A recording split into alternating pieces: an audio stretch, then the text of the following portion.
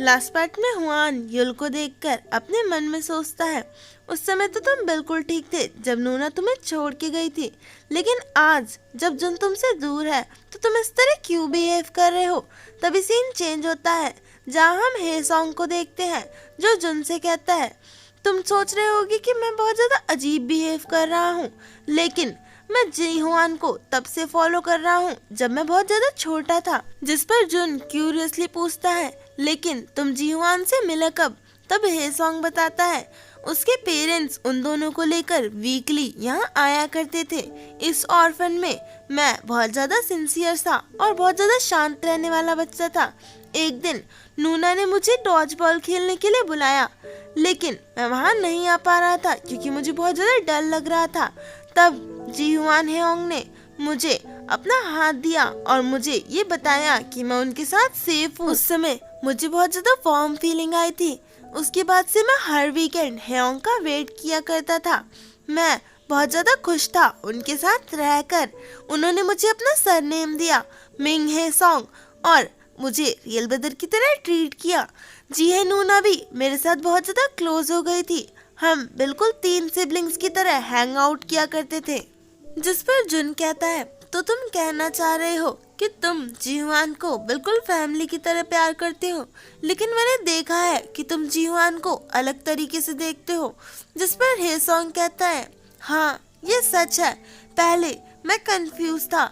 मुझे ऐसा लगने लगा था जो फीलिंग मुझ में है वो लव की फीलिंग है, इसीलिए मैंने ये सोचकर जी हुआन को कन्फेस कर दिया। लेकिन जब मुझे रिस्पॉन्स मिला जो जी हुआन ने मुझे कहा, जिससे मुझे समझ में आया कि मुझे एक लास्ट लॉन्गर रिलेशनशिप चाहिए, मुझे उनसे एक डेट मेट नहीं चाहिए।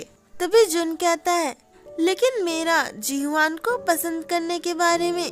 तभी हे सॉन्ग कहता है, मैं समझता हूँ कि तुम जी हुआन को पसंद करते हो, तुम चिंता मत करो, अब मैं और ज्यादा रेयरली ही जी हुआन के घर में विजिट किया करूँगा। जिस पर जुन अपने मन में सोचता है, ये तो मेरी सास के बराबर है। तभी हे सॉन्ग कहता है, क्या मैं तुमसे कुछ पूछूं? तुम जानते हो कि जी हुआन युल की टेक केयर क्यों कर रहा है?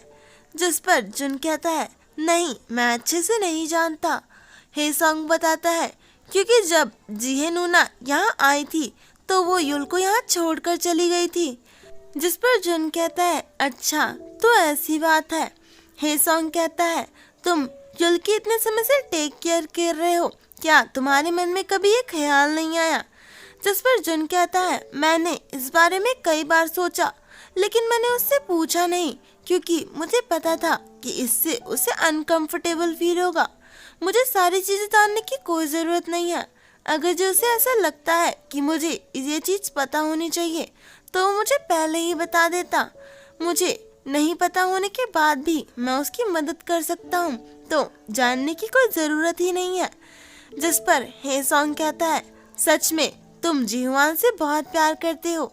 मुझे ऐसा लगता है कि जी हुआन को तुम्हारी फीलिंग के बारे में पहले ही पता चल गया होगा, क्योंकि ये बहुत ज्यादा ऑब्वियस है।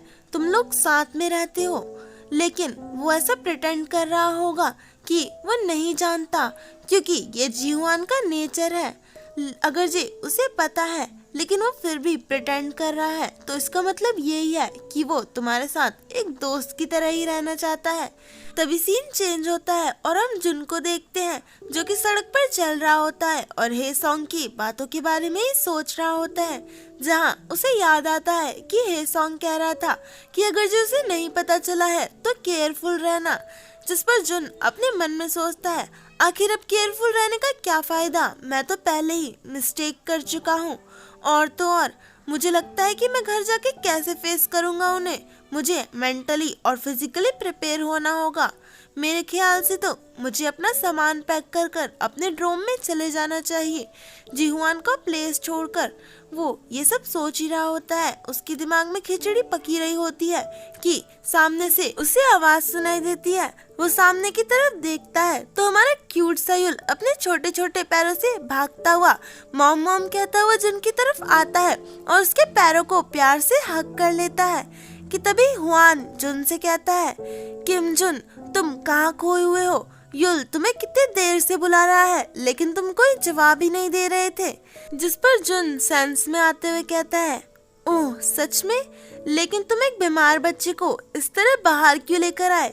जिस पर हुआन कहता है, मैं कुछ नहीं कर सकता था, ये रो ही जा रहा था क्योंकि तुम वहाँ नहीं थे। मुझे पहले ऐसे लगा कि मुझे तुम्हें कॉल कर लेना चाहिए, लेकिन मुझे पता था कि तुम कहाँ हो, तो मुझे लगा कि बेहतर यही होगा कि मैं युल को वहीं ले जाऊं। हुआन जुन से बातें कर रहा होता है, लेकिन जुन अभी भी कल रात के बारे में ही सोच रहा होता है।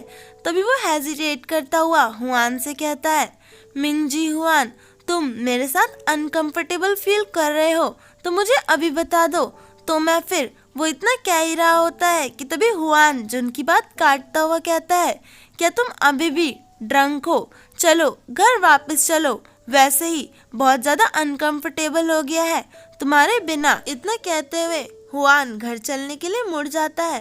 तभी जुन युल को गोद में लेता हुआ सोचता है, इसका मतलब तो यही है कि ये दोस्त की तरह रहना चाहता है, लेकिन ये भी ठीक है। आज के लिए बस इतना ही, जल्दी मिलेंगे नेक्स्ट पार्ट में, तब तक के लिए अपना ख्याल रखिएगा।